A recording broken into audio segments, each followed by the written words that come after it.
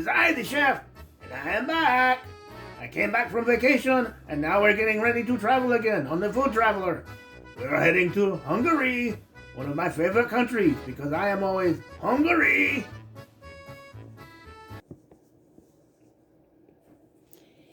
Hey, hello everybody. The weekend is here. And here where we are in Indiana, it's a little snowy. Not really anything significant, just enough to make the ground a little white. So, as you saw, the chef is back and he's decided that we're going to take a trip.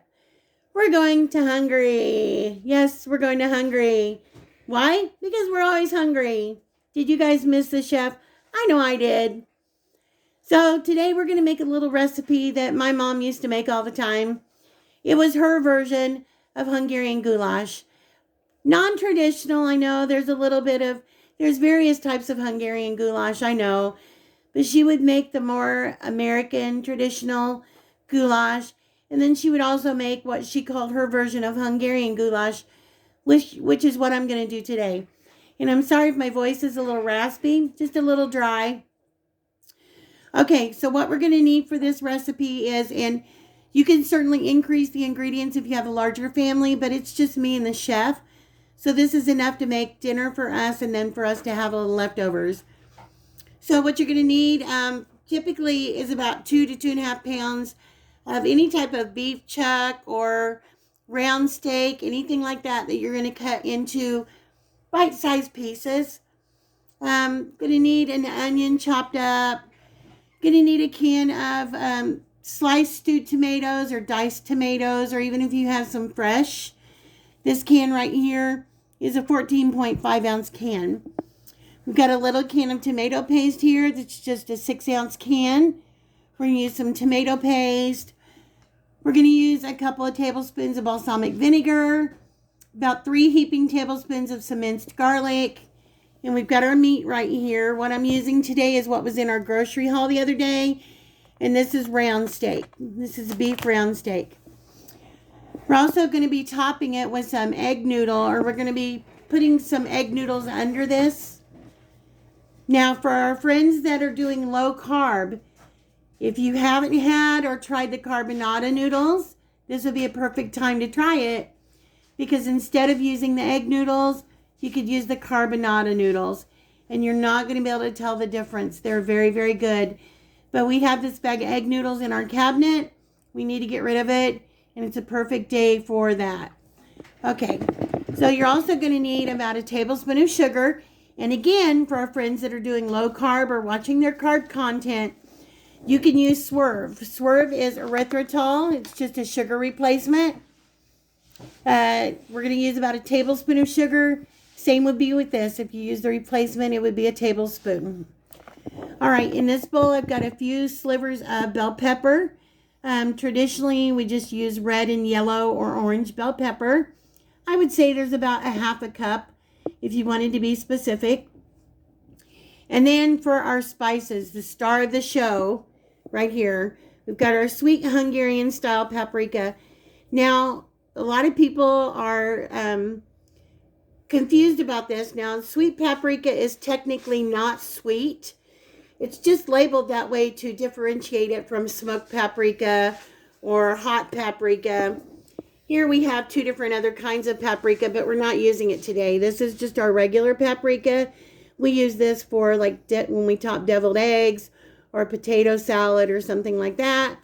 And then we have our smoked paprika right here that we use for different kinds of dishes if we want that smoky flavor. I put that on meat sometimes. Yeah, too. we use this a lot. As you can tell, we need to get a new bottle of it, but this is not the one we're going to use today. Today we're going to use the one that's labeled as sweet paprika. I don't know if you can find this one at Walmart or not. We usually buy it at our local market, but I'm sure you can pretty much find it anywhere. And we're going to use just a tad bit of cayenne pepper just to add a little heat to this. We also have some thyme leaves. We're going to use a little bit of thyme, a little bit of parsley at the end. We're also going to use a bay leaf and some salt and pepper. I'll make sure to put exact ingredients in the description box below, like I always do when we're done. So right now we're going to get to prepping. I'm going to get the meat cut up. I'm going to get our onion cut up. and then we'll start cooking. Okay, we're going to get our stuff cut up. I'm going to cut up my onion first. And then I usually cut up my onion pretty small, but in dishes like this, I like them a little bit bigger. So I'm going to just cut them into some chunk-sized pieces. And then, if all goes well, I think we're going to try to do a little bit of a Hungarian dessert. We might say, again, not going to be completely traditional, so my Hungarian friends, please don't come after us for this. We know we are not Hungarian, and our dishes are not going to be exactly like you would make in Hungary. We totally understand that, and we know it would be much better. So if you guys can see, I'm just doing nice big chunks of onion here. Nothing too small. Just so when you take a bite, you know you're getting some onion in that. I'm going to get this other half cut up, and then we'll cut up our meat.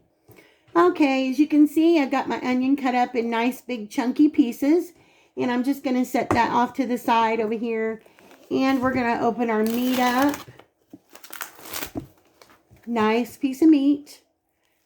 And if you have a bigger family, you can definitely add more meat. Double it up. Whatever you need to do to feed your family. Like, you can use cheaper cuts of meat. I mean, this round steak was on sale. And it was pretty cheap. I paid $4.87 for this. And it's about 1.5 pounds. So, yeah. Relatively inexpensive dish overall. Pair it with some potatoes on the side or just another vegetable. We're going to put this over a bed of egg noodles. And we're going to top it with a dollop of sour cream. That's just traditional. That's what a lot of people do in a goulash. So, add anything you want to it. Make it your own. So I said, this is my mom's Hungarian goulash recipe. And non-traditional, I know, but then again it is, because most of the ingredients we are using are in traditional goulash. So you can see I'm just going through and I'm cutting up about 1-inch strips of my round steak here. And I'm just going to go make chunks. I'm going to make about 1.5-inch cubes of meat. That's about a good bite-sized portion. I'm going to get all this cut up, and then we'll start cooking. Okay, we've got a nice pile of meat cubed up here. Now I'm going to get about 2 tablespoons of olive oil heated up in the pan, or you can use vegetable oil, whatever you have on hand. The first thing we're going to do is we're going to cook our onions, our bell peppers, and our garlic. We're going to get that cooking first before we add our meat in. Okay, so we've got a couple of tablespoons of olive oil heating up in our skillet. You can use vegetable oil. It doesn't have to be olive oil. And I'm going to dump in my onions, my bell peppers, and my garlic.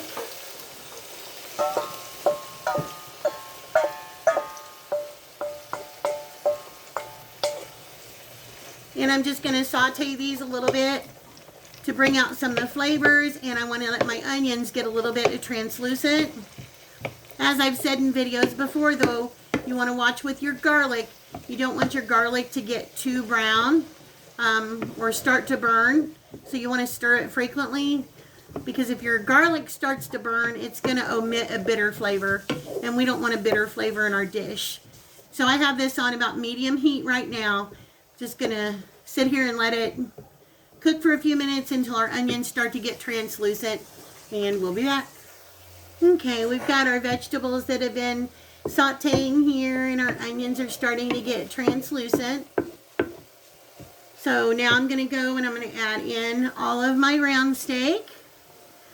Get that in the bowl, in the pan. And I went ahead and I mixed up my seasonings in here. So in this one, I've got my dried thyme, my little bit of cayenne pepper, and my paprika going in here. I'm going to sprinkle that all over our meat. And then in this one, I've got my sugar, my salt, and my pepper. Going to sprinkle that all over. Okay. And we're going to give this a good stir. Hope you guys can see this okay. needs smell-o-vision. It smells great already. Yeah. Smell-o-phone, smell-o-vision. Smells really good. And it's an easy recipe to do. It takes no time at all to do the prepping. You can even do the prepping the night before. Very simple. It needs to cook for a while because you want your meat to be tender. So we're going to simmer this for a couple of hours. But during that time, we're going to work on cooking our egg noodles. And me and the chef have decided we're going to have a baked potato. So we're going to do a baked potato. And we're also going to work on our little Hungarian desserts. Yeah. Well, one time she made this, and we had pierogies because we had some frozen pierogies. I've never made homemade pierogies before, but we had some cheddar, onion, and some onion potato pierogies. And we served this over the pierogies instead of over noodles. Oh man, that was really good that night too. Yeah, it's really good over pierogies. You can put it over mashed potatoes. You can put it over rice if you wanted to. We just like to. My mom always served it over egg noodles. And like I said, she topped it with a little bit of sour cream. And see how that paprika gives it that nice red color? Just gives it a rich flavor. So I'm just going to let this sit and cook here for a minute. And I'm going to get my tomato paste open and my can of tomatoes while this is marrying together. And we'll be back. Okay, our meat's been cooking and getting a little brown in here now. Develop that nice red, rich color. So to this, we're going to add 1 can of tomato paste.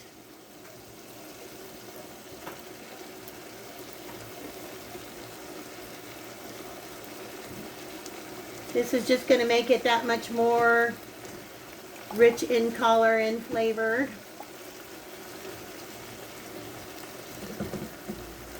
Okay, tomato paste in.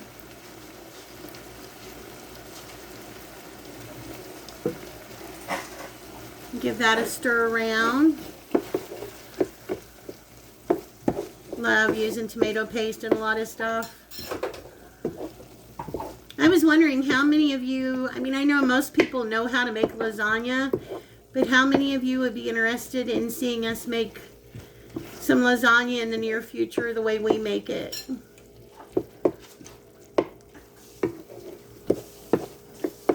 Again, we have an old family recipe that we use for lasagna. The chef's mom has one. My mom has one that she got from an old friend of hers. Her friend's name was Betty. I remember. Her and my mom were lifelong friends, and where Betty acquired it, the recipe from, I'm not sure. They did have some Italian family. They had some Italian in their family. They weren't full-blooded Italian, but it always made a good lasagna. And Chef's got one too, right? Well, when I was a kid, my oldest sister lived next to an actual lady who came from Italy, and she used to bring her lasagna over, and that's the best lasagna I ever ate in my life. Of course, I was a kid then. I don't know if my sister has that recipe or not. I'm hoping that she does. I've never really asked her before, because she's not like us. She doesn't cook a lot, you know what I mean? Yeah, his sister, bless her heart, she doesn't cook a lot. So. But I'm going to ask her about it, though. If she has her recipe, we can give that one a try because I've never had that one. Or we can use the one that I've had for years and years, which is the one that we make all the time. Well, you know, not all the time. Whenever we have lasagna, maybe once a year or Twice a year. a couple of times a year. That's about as often as we have lasagna. Okay, we've got this in. Now we're going to put in our tomatoes. You can use diced tomatoes, sliced tomatoes, stewed tomatoes. This will end up getting broken up anyway. So we're just going to put this in, juice and all, into our pan. All right. And the chef's added some water into my tomato paste can, just a little bit, just to get the rest out of there. Because you know, he's very frugal. the frugal chef he is. This makes it taste better. More tomato. As long as you, that's why we put a little bit of sugar in here too. Helps break down that acidity some. All right, we're just gonna get this stirred around. And to this, I'm gonna add just about 1 tablespoon of balsamic vinegar. If you don't have balsamic vinegar, you don't have to use it. It's okay. It's not mandatory. You work with what you have in your kitchen. All right. Get that mixed around. All right. Now I'm going to grab about a cup of water and I'll be right back.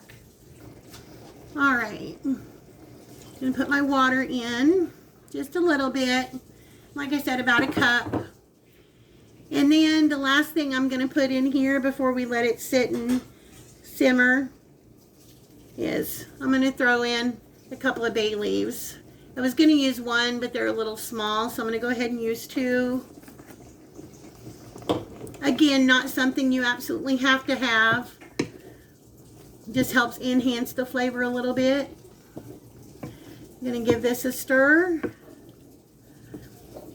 I'm going to turn my burner down to a medium-low. And I'm just going to let this sit here for a couple of hours and marry and do its thing and come back and stir it every once in a while. I'm going to cover it with a lid, of course. But see if I can, if you can see that.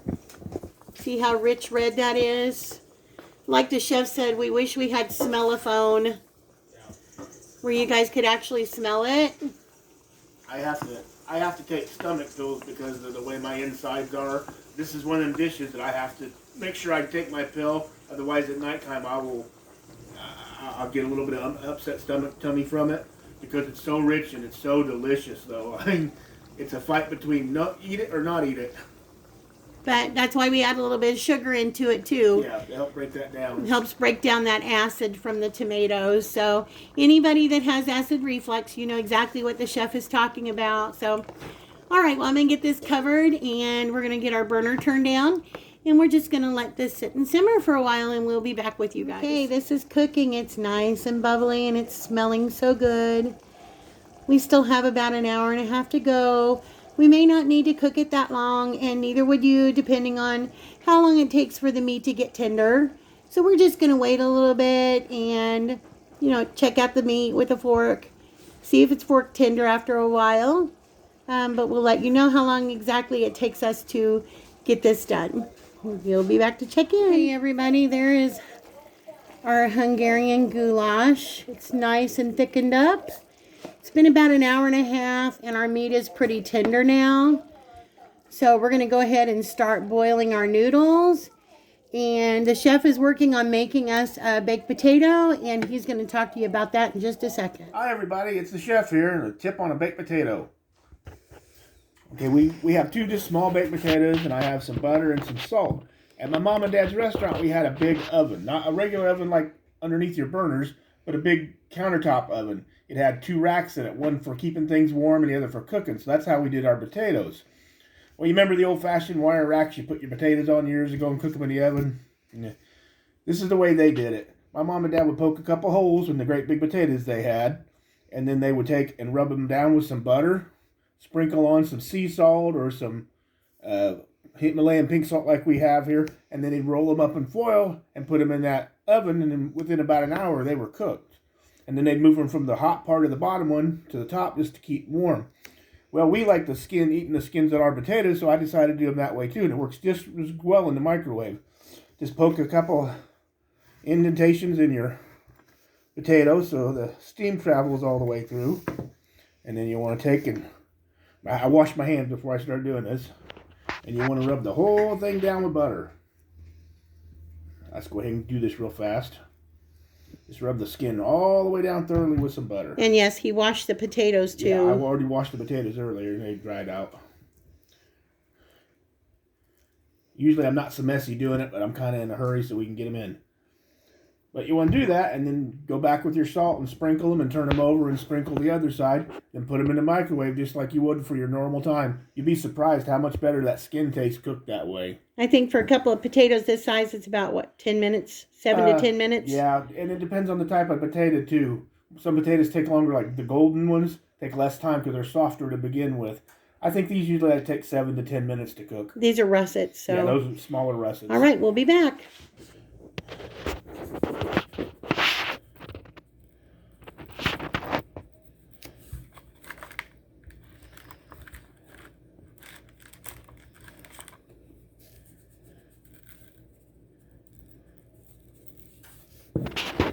That's it. And you put them in the microwave. I go Google for goulash. And there you have it, everybody. This is the chef's plate. Nice, meaty Hungarian goulash. If you can see that rich redness and chunks of meat with the traditional dollop of sour cream and some snips of parsley along with a baked potato and a salad. Doesn't that look so good? It's a great meal. With a crescent roll even. So, yeah, it makes a great meal. Inexpensive meal. Very flavorful. And over here, this is Penguin's plate. Yes, I'm going to have a salad too, but my salad is in a separate bowl. But for thumbnail purposes, but just wanted to show you guys how rich and meaty that looked. And I hope you all have a chance to give it a try. We will be back with our Hungarian style dessert. And what? And we'll see you in just a bit. Yeah, we'll see you later, folks. Bye-bye.